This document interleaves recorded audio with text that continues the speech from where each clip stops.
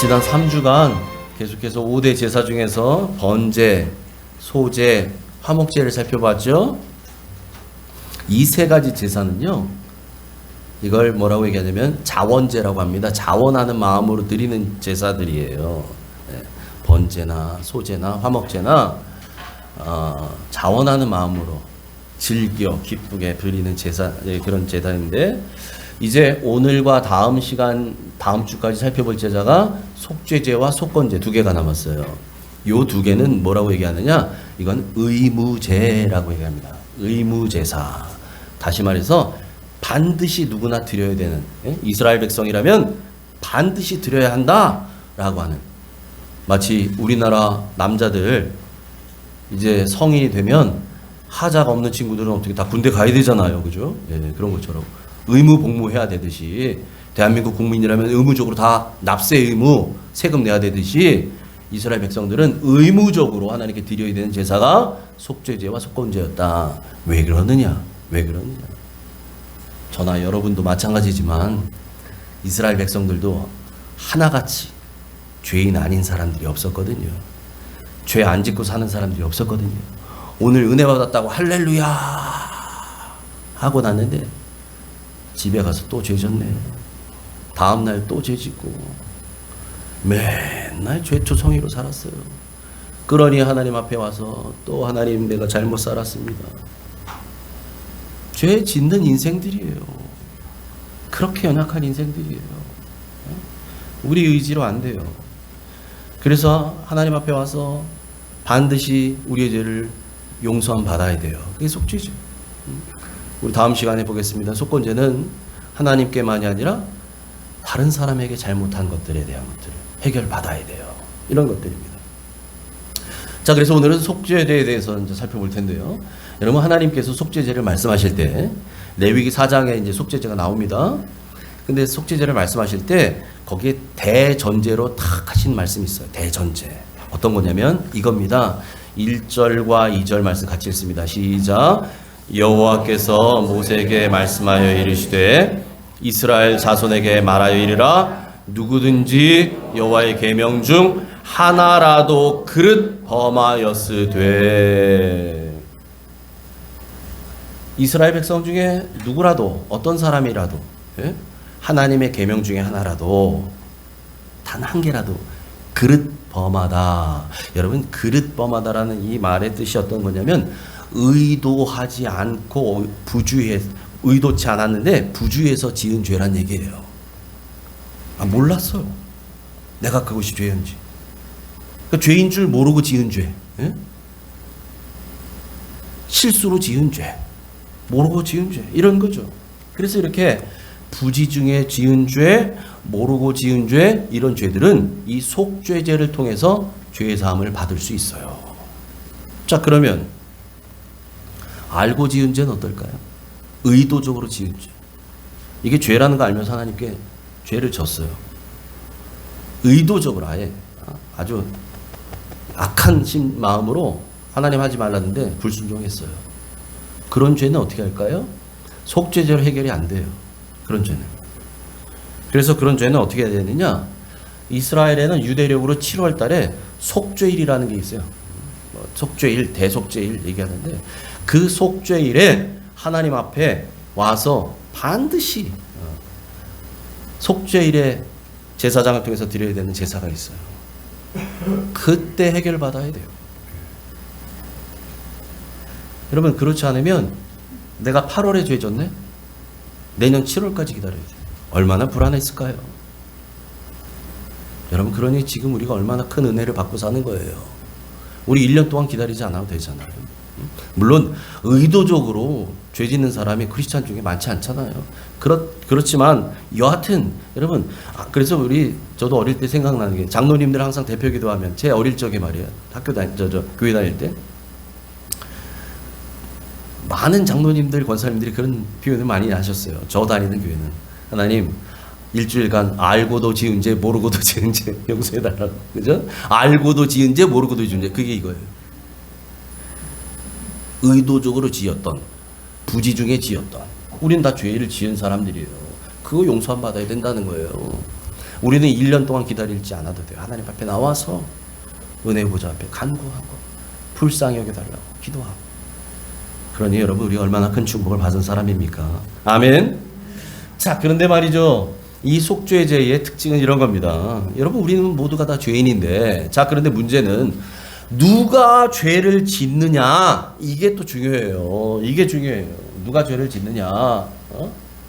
여러분,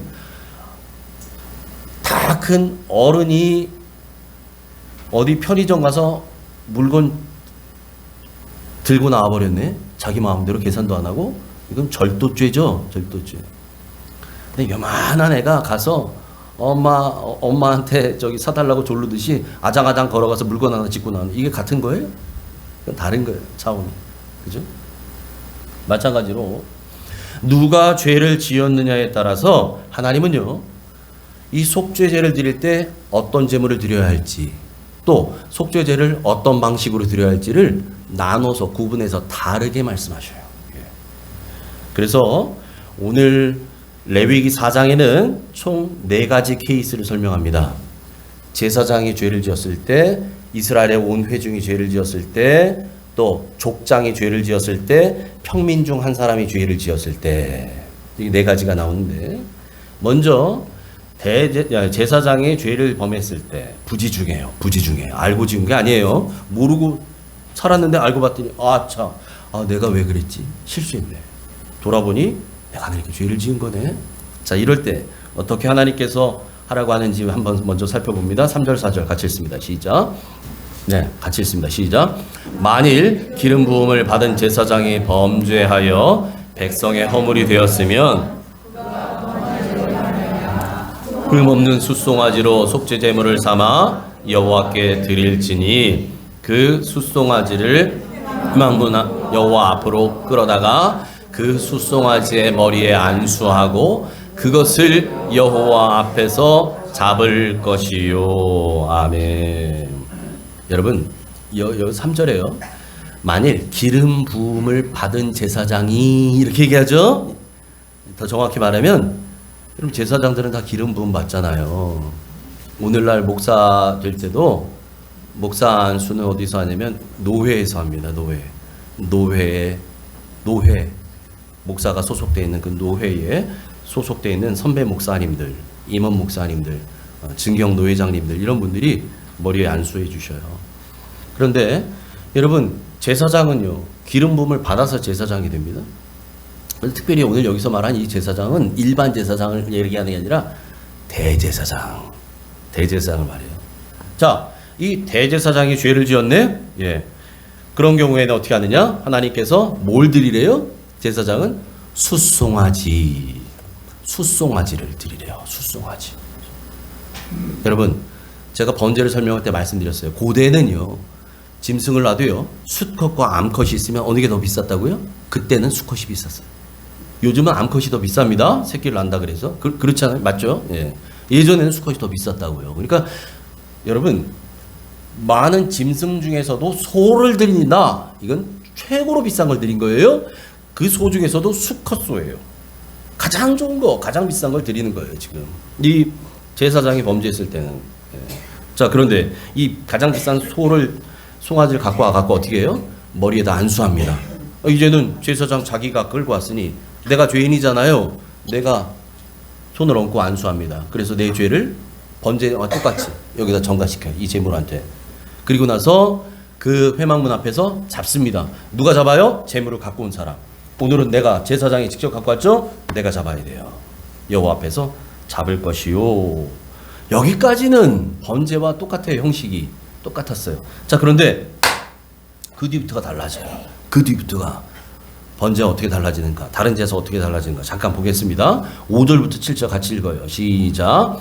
그 기름 부음 받은 제사장은 그 숫송아지의 피를 가지고 회막에 들어가서 그 제사장이 손가락에 그 피를 찍어 여호와 앞 곧 성소의 휘장 앞에 7번 뿌릴 것이며, 제사장은 또 그 피를 여호와 앞 곧 회막 안 향단 뿔들에 바르고 그 송아지의 피 전부를 회막 문 앞 번제단 밑에 쏟을 것이며. 아멘. 아멘.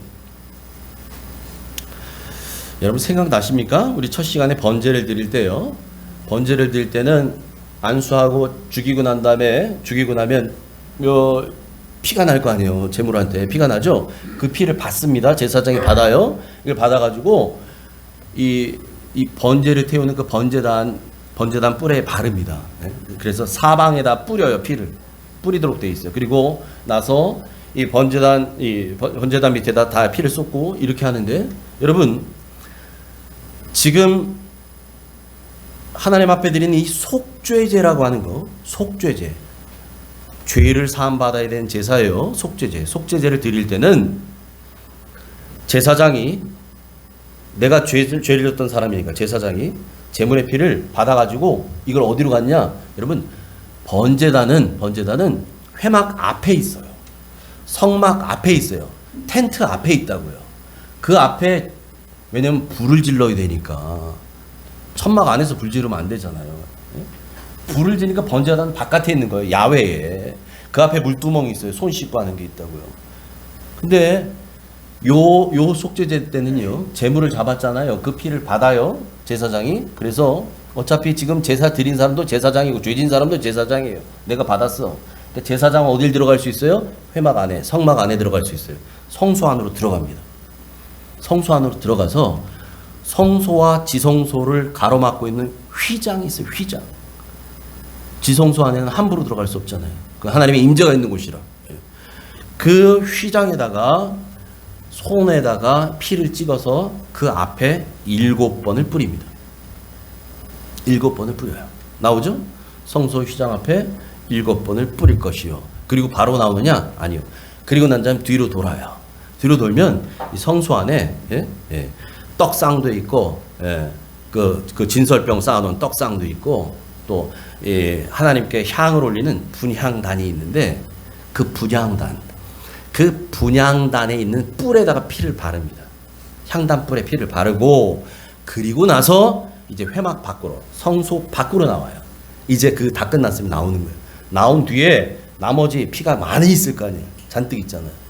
이만한 큰, 무슨 대야 같은 데다 받은 그 피를 어떻게 하라고요? 회막문 앞에 있는 번제단 밑에다가 다 쏟아버려요. 이게 달라요. 이렇게 합니다. 자, 그러면 이게 끝났냐? 아니요. 제물은 잡았잖아요. 내가 송아지 잡아놨잖아요. 이 송아지를 어떻게 해야 될 거 아니에요? 어떻게 하느냐? 그리고 난 다음에 피로 하나님께 드리고 났으면 이 송아지를 우리 그 화목제 드릴 때처럼 내장에 있는 기름들을 싹 제거합니다. 내장에 있는 각종 기름들 있잖아요. 기름을 싹 제거해요. 그 기름과 콩팥을 떼요. 이걸 가지고 번제단 위에다가 불살라서 하나님께 올려드려요. 그러면 나머지가 또 있잖아요. 가죽이며 고기 덩어리며 다 남아있잖아요. 이거 들고 이스라엘 사람들이 모여있는 이 진 바깥으로 나가요. 이스라엘 민족이 같이 텐트 치고 있는 이 진영 바깥으로 나간다고요. 바깥으로 나가서 밖에서 불을 사르도록 하셨어요. 11절과 12절, 레위기 4장 11절 12절만 읽어볼게요. 같이 읽습니다. 시작. 그 숫송아지의 가죽과 그 모든 고기와 그것의 머리와 정강이와 내장과 똥 곧 그 송아지 전체를 진영 바깥 재버리는 곳인 정결한 곳으로 가져다가 불로 나무 위에서 사르되 곧 재버리는 곳에서 불사를 지니라. 아멘. 다 태우래요. 그죠? 심지어는 똥까지 가져가서 다 태우래요. 이렇게 얘기합니다. 여러분 번제나 화목제를 드릴 때는 여러분 가만히 생각해 보세요. 그때는요 하나님께 홀라당 다 태운 게 아니라 다 드리기 전에 번제 같은 경우에는 제사장 몫으로 고기를 띄워줬어요. 제물에 가슴살하고 이 오른쪽 정강이, 뒤쪽 정강이 살을 띄어서 이건 제사장 몫으로 드리고 나머지는 하나님께 다 태워드립니다. 화목제는 어떻게 했어요? 화목제 우리 지난 시간에 본 것처럼 화목제는 하나님께 기름과 내장에 기름기와 콩팥만 태워드리고 나머지는 온 동네 사람 불러놓고 동네 잔치 벌였어요. 다 같이 먹었어요. 감사제는 그날 다 먹어야 되고, 또 자원제나 서원제는 그 다음 날까지 다 먹어야 되고 이런 그런 방법이 있었죠. 규칙이 있었어요. 자, 그런데 이 속죄제는요, 사람이 먹는 거 아무것도 없어요. 사람은 아무것도 안 먹어. 다 하나님께 드려요. 다 하나님께. 이렇게 드려요. 다 태워요. 특별히 제사장이 죄를 지었을 때, 또 이스라엘 온 성도가, 온 회중이 죄를 범했을 때, 이 두 가지 경우, 다시 말해서 제사장이 제물의 피를 가지고서 성소 안에 들어가서 휘장 앞에서 뿌리고 어쩌고 저쩌고 했던 이런 하나님께 드리는 이런 예배 의식을 진행하는 이런 경우에는 절대로 고기를 먹지 않습니다. 다 하나님께 올려드려요. 이때는. 그래서 보세요. 나가서 고기에 남은 모든 거 피 뿌리고 난 뒤에 고기 덩어리를 다 들고 가죠. 가죽도 가져가라 그래요. 그죠? 가죽도 가지고 가. 모든 고기와 제물의 머리, 소머리, 그죠? 소머리잖아. 머리, 정강이, 내장 뭐 다 해서, 심지어는 배설물, 똥까지도 다 해서 진영 바깥에, 이스라엘 백성들 살고 있는 텐트 친 이곳 바깥으로 나가서 죄를 버리는 곳. 이미지가 어떤 의미예요? 쓰레기 처리하는 곳 같은, 죄를 버리는 곳. 그런데 그곳을 뭐라고 그래요? 정결한 곳이라 표현합니다. 거기 가서 불로 나무 위에다 사릅니다. 여기는 제단이 있지 않아요. 제단에다가 다 쌓아놓은 제단 위에 올리는 게 아니에요. 그냥 바닥에 나무 쌓고 거기다 올리고 다 태워버리는 거예요. 이렇게 끝내요. 하나님께 드리고 난 이 덩어리는 그냥 여기서 다 끝내버린다는 거예요. 여러분, 제가 여기서 질문 하나 드릴게요. 우리 예수님의 십자가가 어디에 세워졌어요? 우리 예수님의 십자가 예루살렘 성전 지붕 위에 세워졌나요? 왕이 사는 솔로몬 왕궁에 세워졌나요? 우리 주님의 십자가는 예루살렘 성 바깥에 골고다 언덕 위에 세워졌어요. 그래서 하나님께서 이 속죄 제물을요, 이스라엘 백성들의 진영 밖으로 나가게 해서 불살라 버려라 라고 하신 이 말씀은 예루살렘 성 바깥에, 성문 밖. 그래서 여러분, 비아 돌로로사라 그래요. 비아 돌로로사. 무슨 말이냐? 우리 주님이 십자가를 지시고 쓰러지며 올라갔던 그 길이에요. 그 언덕길. 비아 돌로로사. 중간에 구레네 사람 시몬이 대신 지어줬던, 그 만났던 그 길, 비아 돌로로사. 여러분, 그 언덕길을 오르셨던 그 길. 그 길 끝에 골고다 언덕이 있어요. 그 언덕 위에 세워졌던 주님의 십자가를 상징합니다. 여러분, 그래서요, 이 속죄제는 우리를 위해 대속제물이 되신 예수 그리스도의 십자가를 가장 잘 보여주는 제사예요. 그래서 하나님은 그 나머지 모든 것들을 진영 바깥, 재버리는 곳, 사람들에게는 저주받은 곳처럼 여기는 그곳으로 갖다 버려서 태워버리라고 하죠. 여러분, 우리의 죄를 위한 속죄제물이 되신, 그렇게 흘려주신 예수 그리스도의 보혈로 저와 여러분, 우리 모두의 죄도 속죄함 받은 줄 믿습니다. 아멘. 두 번째, 이제는 이스라엘 온 회중이 부지중의 죄를 범한 경우입니다. 13절부터 15절 같이 읽습니다. 시작. 만일 이스라엘 온 회중이 여호와의 계명 중 하나라도 부지중에 범하여 허물이 있으나 스스로 깨닫지 못하다가 그 범한 죄를 깨달으면 회중은 숫송아지를 속죄제로 드릴지니 그것을 회막 앞으로 끌어다가 회중의 장로들이 여호와 앞에서 그 숫송아지 머리에 안수하고 그것을 여호와 앞에서 잡을 것이요. 아멘. 자, 이스라엘 온 회중이 하나님 앞에 부지중에 범죄하였다. 이 경우에는 뭐를 바치래요? 똑같이 숫송아지를 바쳐요. 그런데 누가 이것을 안수하고 잡아야 하느냐? 백성을 대표하는 회중의 장로들. 장로들은 전체를 대표하는 사람들이에요.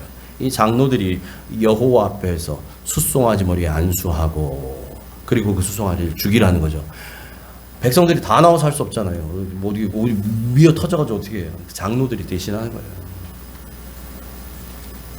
그리고 나서요, 이 제물을 하나님께 올려드리는 순서와 방법은 앞에서 설명했던 제사장이 부지중에 잘못했을 때 속죄제로 드리는 것과 똑같습니다. 똑같은 방법과 절차에 따라서 그렇게 똑같이, 다시 말해서 피를 받아가지고 이 성소 안으로 들어가서 휘장 앞에서 7번 뿌리고 향단불에 바르고 나와서 이제 번제단 밑에 쏟아버리고 나머지는 다 가지고 밖에 나가서 불살라버리고 똑같아요. 여러분 보세요. 제사장의 속죄제나 이스라엘 온 회중의 속죄제나 드리는 제물도 똑같아, 방법도 똑같아, 형식도 똑같아. 이건 무엇을 말할까요? 하나님이 보시기에는요, 하나님이 보실 때는 제사장이 죄를 졌어?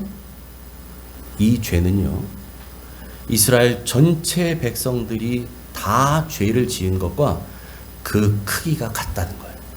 하나님 눈에는. 그만큼 하나님은요, 이 제사장의 죄를 심각하게 보시는 거예요. 똑같이 죄를 졌어도 제사장도 사과 하나 훔쳐먹고 백성들도 하나씩 훔쳐먹었어도 먹은 거 하나인데 100분의 1이 아니라 백성들이 100개 먹은 것과 똑같이 제사장이라 하나님 그렇게 보신다는 거예요. 하나님 눈에는요, 똑같은 죄를 지어도요, 목회자가 지은 죄는 더 크게 보십니다. 제가 이 말씀을 지난 주간에 쭉 묵상하고 준비하면서 주의 종으로 세움받는다는 거, 목회자로 세움받는다는 거, 이게 얼마나 두려운 일인가. 이거 제가 다시 한번 새겼어요. 목회자에게는요, 사회적으로 말하는 건 두말할 것도 없지만, 여러분 그래서 사회에서도 그렇잖아요. 뉴스에 기사거리 나오는 거 보면, 예? 목사가 무슨 성추행을 했네, 목사가 사기를 쳤네, 목사가 뭘 어떻게 했네, 이러면 사람들이 목사가 다른 건 몰라. 그냥 목사가 그랬대. 사회적으로 그래요. 사회적으로 비난받아요. 더 크게.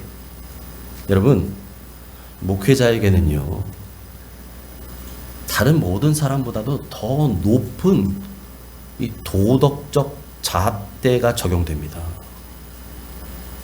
그래서 더 두려운 거예요. 목회자에게는요, 더 윤리적 책임이 더 커요. 네? 하나님은 신앙적 순결을 더 요구하셔요. 목회자에게는. 이게 무서운 거예요. 그래서 성경에 뭐라고 교훈하냐면 야고보서 3장 1절에 이렇게 말합니다. 같이 읽습니다. 시작. 내 형제들아, 너희는 선생된 우리가 더 큰 심판을 받을 줄 알고 선생이 많이 되지 말라. 이렇게 얘기합니다. 야고보서. 여담입니다만은 제가 다른 교회에서 부교육자 할 때요, 제가 맡은 부서 아닌 부서에 있는 고3 졸업반, 재수하는 친구, 뭐 대학에서 이 갈등하다가 신학을 해야 되겠어요, 이런 친구들, 제가 직접 얘기는 못하지만 저에게 상담 오는 친구들 한두 명에게는 다시 생각해라 그랬어요. 다시 생각해라. 이게 그냥 직업 하나 고르는 일이 아니다. 다시 생각해. 너 원하는 전공을 가라. 웬만하면. 여러분, 목회자가 된다는 건 그건 엄청난 무게를 짊어지는 일이에요. 더 큰 심판이 있어요. 여러분, 이런 거예요. 그러니까 여러분, 뭐 어디다가 십자가만 꽂으면 다 교회 부흥한다 그러니까 너도 나도 막 신학하고 너도 나도 목회자 되고 코로나 겪고 뭐 하면서 막 너 이제 교회 문 닫는 데가 막 쭉 생긴다 그러니까 여러분 신학교가요 신학대학원이 정원 미달이 됐대요. 지금은 온다는 사람이 없대요. 그러니까 아무나 막 받아줘요. 이것도 문제죠 사실은. 여러분 정말 하나님 앞에 어떤 각오와 결단으로 서느냐가 이게 정말 중요합니다. 여러분 공동번역 성경의 이 구절을 이렇게 얘기합니다. 같이 읽어봅니다. 시작. 내 형제 여러분, 여러분은 저마다 선생이 되려고 하지 마십시오. 여러분도 알다시피 우리 가르치는 사람들은 더 엄한 심판을 받게 됩니다. 무서운 얘기입니다. 더 엄한 심판을 받아요. 더 엄한 심판. 말씀을 가르치는 자, 앞에 선 자들에게는 그만큼의 책임이 따릅니다. 하나님 앞에 설 때에요. 하나님이 반드시 그것 가지고 우리를 심판하십니다. 저 같은 사람이에요. 저 같은 사람. 성도가 지은 죄가 똑같이 졌다고 똑같은 정도의 벌을 받느냐? 아니라는 거예요. 쉽게 말해서. 더 엄한 심판을 받는다는 거예요. 여러분 목사만이겠어요? 공동체의 리더들, 중직자들 마찬가지입니다. 장로님들, 예? 여러분 이게 명예직이 아니에요. 여러분 더 엄격한 기준 잣대로 하나님은 평가하고 심판하셔요. 보세요. 그대로 말씀하시잖아요. 그런데 어찌 두렵고 떨림으로 이 앞에 서지 않을 수 있겠어요? 여러분 앞에 서는 사람들은 다 그런 책임을 지는 사람들이에요. 사람들이 잘 보이는 자리에 서서 뭐 찬양 인도하는 사람뿐만 아니라 예? 뭐 있잖아요. 여러분 우리 리더들, 우리 교회 리더들이 열 몇 명 계셔요. 저 리더들 다 그런 분들입니다. 하나님 앞에 서서 예? 왜? 저거 목사인 제가 임명장 드렸다고 하기 전에 한 거예요? 아니에요. 하나님이 1년 동안 여러분들 맡겨주신 거예요. 그게 뭐 미아부든 전도부든 뭐 봉사부든 뭐 경조부든 새가족부든 뭐든 간에요. 여러분 그래서 제가 부탁드리는 건 목사가 뭐 이렇게 하세요 이렇게 이래서만이 아니라 여러분이 내가 이 사명을 1년간 난 어떻게 할까 이걸 고민하기 시작하셔야 돼요. 이걸 하셔야 돼요. 제가 미주알 고주알 집사님 이걸 이렇게 했으면 좋겠습니다. 권사님 이건 이렇게 했습니다. 이거 제가 다 하는 거잖아요. 그러면 성령님이 하셔야죠. 성령님이. 여러분 이 말씀을 제가 묵상하면서요 과거에도 그랬지만 특별히 이번 한 주간은 저 자신을 더 많이 돌아보는 시간이었어요. 하나님 앞에 더 많이 회개하게 되더라고요. 어쩌면 그래서 그랬는지 지난 금요일날 제가 계속 회개가 터져서 아주 제가 금요일날 기도하는데 계속 회개가 나옵니다. 계속 회개가 하나님 앞에 정말 회개해야 됩니다. 여러분 우리 모두가 다 회개해야 돼요. 여러분 이거 해결받지 않으면 하나님 앞에 설 수 없어요. 목사고 집사고 여러분 정결함을 입어야 돼요. 특별히 저처럼 저를 비롯해서 앞에 선 자들 우리 리더들을 위해서 우리 성도님들 더 많이 기도해 주시길 부탁드립니다. 아멘. 세 번째는요 족장들이 부지 중에 죄를 범했을 때예요. 이때는 어떻게 속죄제를 드리느냐. 족장은 누굴 말하냐면 가문을 대표하는 사람들이에요. 가문. 우리로 말하면 뭐 무슨 공파 뭐 이거 있잖아요. 뭐 이씨 집안의 몇 대손 뭐 이거 집안. 이스라엘은 이 족장지대니 족장 시대였기 때문에 그 족장이 하나님께 부지 중에 죄를 범했다. 이때는요 흠 없는 염소로 드리래요. 송아지보다 좀 작죠? 염소입니다. 염소를 드려요. 근데 숫 염소로 드립니다. 그 드릴 때요. 제사장 바치는 족장이 와서 안수하고 족장이 죄 졌으니까 안수하고 잡고 이건 다 똑같아요. 제사장이 피를 받아요. 받아가지고 이때는 성소 안으로 안 들어가요. 성소 안으로 안 들어갑니다. 그냥 성소 바깥에 이 제단이 있었잖아요. 요 제단 뿔에다가만 피를 바르고 나머지는 제단 밑에 다 쏟아버려요. 성소 안에 들어가지 않습니다. 성소 안에 들어가는 제사는 제사장하고 이스라엘 온 회중이 제줬을 때예요. 족장이 줬을 때는 바깥에서 해결합니다. 끝나요. 25절, 26절 같이 읽습니다. 시작. 제사장은 그 속죄 제물의 피를 손가락에 찍어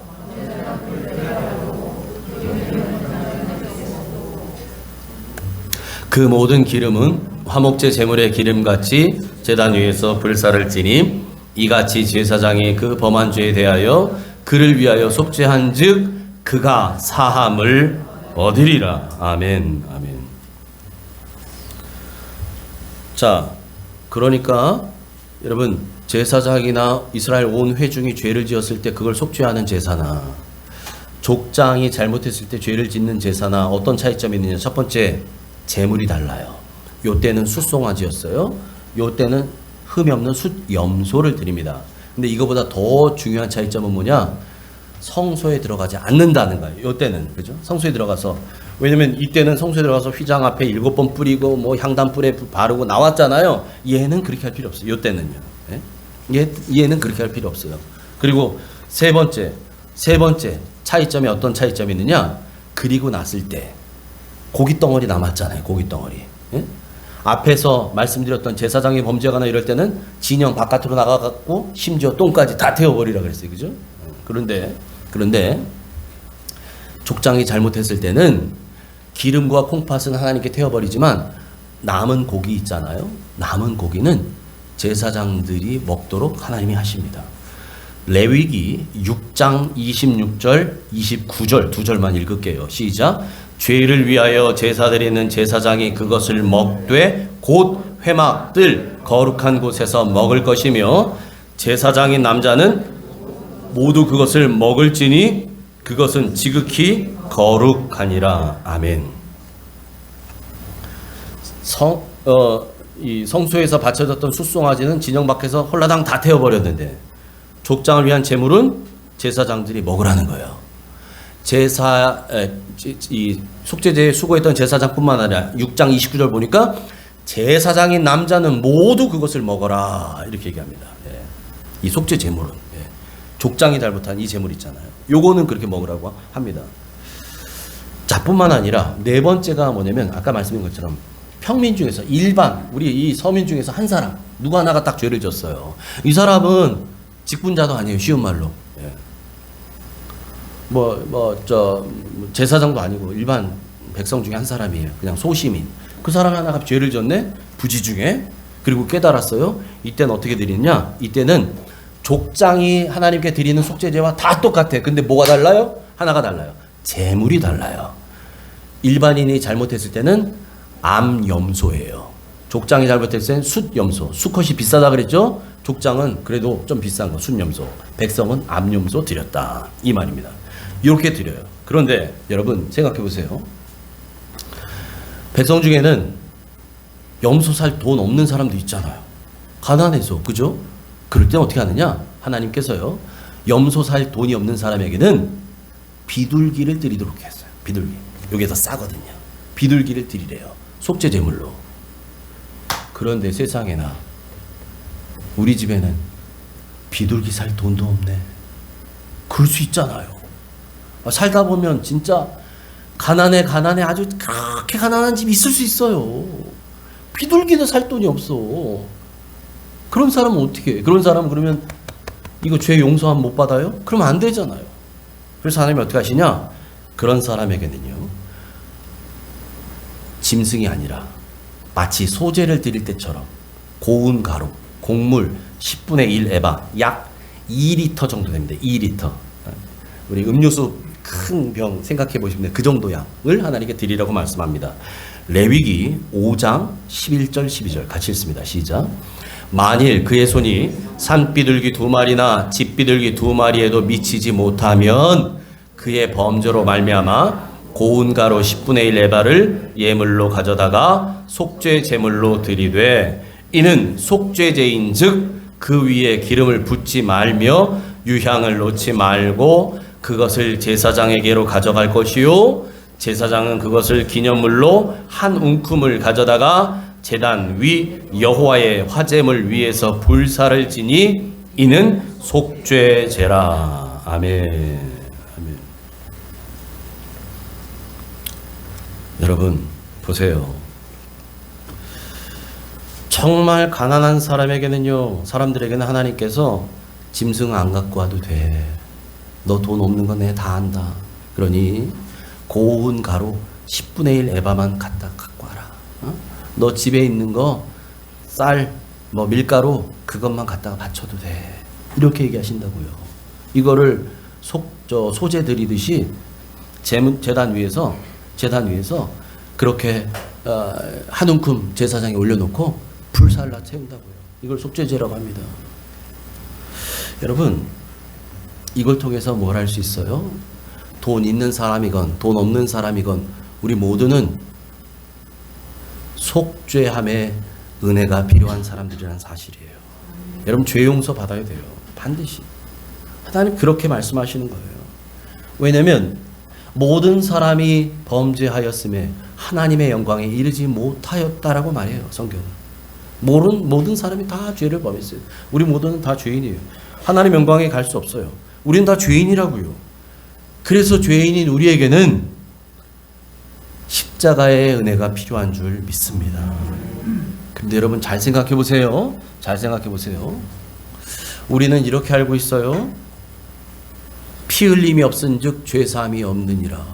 피 흘림이 없다면 죄 사함이 없다고 믿었는데 지금 레위기 5장을 보니까 소제처럼 곡물을 드려요. 여러분 곡물에 피가 있어요, 없어요? 그럼 피가 없어요. 피가 없잖아요. 가루에서 무슨 피가 나와요? 근데 가루를 드렸어요. 가루를 드렸는데 뭐라 그래요? 이는 속죄제라. 이는 속죄제라. 아하, 그렇구나. 여러분 이걸 통해 우리가 뭘 할 수 있어요? 여러분, 죄 사함의 능력은요, 피 자체에 있는 것이 아닙니다. 피 자체에 죄 사함의 능력이 있는 게 아니라고요. 여러분, 만약에 죄 사함의 능력이 피 자체, 피에만 있다면 하나님이 애시당초 아무리 가난한 사람이라도 이거 곡물로 바치라고 하지 말았어야 돼요. 이건 꽝이잖아요. 이건 능력이 없는 거잖아요. 가루인데. 그런데 하나님 그렇지 않아요. 그러니까 여러분 이걸 통해서 뭘 할 수 있느냐? 죄 사함의 능력은 어디 있느냐? 우리를 불쌍히 여기는 하나님의 은혜에 있다는 사실입니다. 여러분 잘 들으셔야 돼요. 우리가 하나님 앞에 회개하고 용서함 받아요. 그것이 회개할 때 황소를 갖고 와서 용서받는 거 아니에요. 우리를 불쌍히 여기시는 하나님의 은혜가 있기에 우리는 용서받는다는 사실입니다. 아멘. 그래서 오늘도 우리는 그 불쌍히 여기심, 긍휼하심을 받고 때를 따라 돕는 은혜를 얻기 위해 은혜의 보좌 앞으로 나아가는 줄 믿습니다. 바라기는 여러분의 모든 예배는 그 불쌍히 여기심, 긍휼하심을 입는 예배가 되기를 축복합니다. 하나님께 불쌍히 여김을 입어야 돼요. 하나님 나를 불쌍히 여기소서. 하나님 나는 죄인입니다. 하나님 나를 불쌍히 여기소서. 하나님이 불쌍히 여겨주셔야 돼요. 이 긍휼하심을 입어야 돼요. 긍휼하심을 입고 때를 따라 돕는 은혜를 먹기 위해 은혜의 보좌 앞으로 나아가는 거예요. 이거 받지 않으면 은혜의 보좌 앞으로 나아갈 수가 없어요. 왜요? 죄인이 은혜의 보좌 앞에 나가면 다 죽거든요. 죄인이 하나님 앞에 나아가면 다 죽거든요. 우리는 다 죽을 사람들이에요. 근데 우리 오늘 이 시간 여기 와 있잖아요. 하나님의 긍휼하심을 입어야 되는 그런 예배 되기를 축복합니다. 그래서 여러분의 모든 예배는 정말 주님께서 주시는 때를 따라 돕는 은혜를 받는 예배 되기를 축복합니다. 그래서 여러분, 때를 따라 돕는 우리를 불쌍히 여기시는 이 주님의 은혜가 여러분의 모든 예배와 인생 가운데 충만하시기를 주님의 이름으로 축원합니다. 아멘. 하나님 아버지 감사합니다. 오늘 속죄의 제사를 통해 예수 그리스도 우리 주님의 십자가를 다시 한번 생각하게 하시고, 무엇보다 하나님께서 우리의 죄를 용서하심은 우리가 무엇을 드리고 우리가 무엇을 채워서가 아니라 우리를 불쌍히 여기시는 하나님의 은혜 때문인 줄 알았사오니 하나님 늘 주님 앞에 나올 때 아버지 나를 불쌍히 여기소서 나는 죄인입니다. 이러한 마음으로 주님 앞에 나와 때를 따라 돕는 은혜를 얻기 위해 은혜의 보좌 앞으로 담대히 나아가는 목종의 모든 가족 되게 하여 주옵소서. 예수님 이름으로 기도하옵나이다. 아멘.